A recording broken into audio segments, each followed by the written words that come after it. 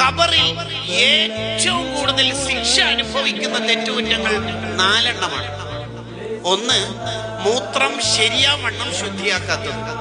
2, ഗീബത്ത്. 3, നമീമത്ത്. 4, ഖിയാനത്ത്, വഞ്ചിക്കുക. നമ്മളെ ഒരാൾ വിശ്വസിച്ചു, അയാൾ വഞ്ചിക്കും. ഖബറിലെ ഏറ്റവും കൂടുതൽ ശിക്ഷ ഉള്ള തെറ്റാണ്. ജീവിതം തകർന്ന തരിപ്പണാവും. കരാറ് പറഞ്ഞാൽ ലംഘിക്കാൻ പാടില്ല.